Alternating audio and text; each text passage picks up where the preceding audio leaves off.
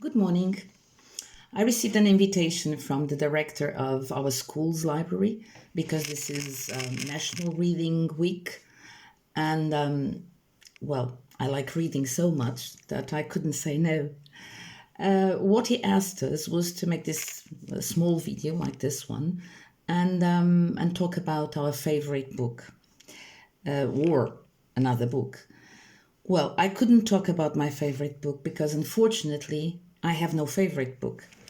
I've loved so many books in my life that it's practically impossible for me to say that I have a favorite book. I can say that I have favorite authors. One of them is already dead, deceased. It was Gabriel Garcia Marquez. I always enjoyed reading his work, and he gave me days and days of pleasure. And the other one is still alive and pretty much kicking because he has his own Facebook page where I go once in a while, where he writes what he does every day, and it's really, really interesting. And his pen name is Louis de Bernière. Probably you have heard about him because he has written Captain Corelli's Mandolin, which has become a film, so a lot of people know it. It's not my favorite book of Louis de Bernière. I love them all, even that one. And I must tell you that it is a lot better than the film, a lot better. You should read it. And I think that my favorite book of his is Birds Without Wings, probably. Now, since it was very difficult for me to talk about any special book, I want to say something else. I tend to read in the original language, well, in the languages I know. I read English authors in English, I read Portuguese authors in Portuguese, Italian authors in Italian, and French authors in French. Being a translator myself, I know that reading the original from the writer is a bit different because it doesn't have the interpretation of the translator. So I rather do that.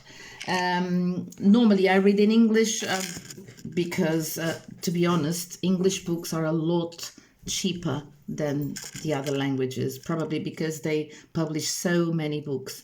And they are cheaper when we buy them there, but they're also cheaper when we buy them in Portugal, which is incredible. So I normally read them. At the moment, and because it's International Women's Day, and coincidentally, I'm reading a woman. It's Fiona Valpy, and the book is this one, The Dressmaker's Gift, and it's about a girl that is in search of her grandmother. She knows that her grandmother lived in Paris, but she doesn't really know what she did there, and so she decides to go to Paris to find her roots. It's quite interesting, and it has some flashbacks. At the moment, I'm in one of those flashbacks, and I'm just going to read you a paragraph of it, okay? 1940. Paris was a very different city. Of course, some things looked the same. The exclamation mark of the Eiffel Tower still punctuated the skyline. Sacré-Cœur still sat on top of its hill at Montmartre, watching over the city's inhabitants as they went about their business.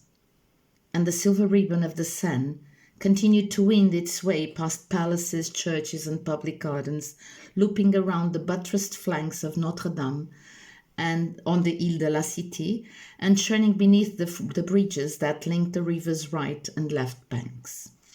But something had changed. I leave you. Bye-bye. I enjoy your readings.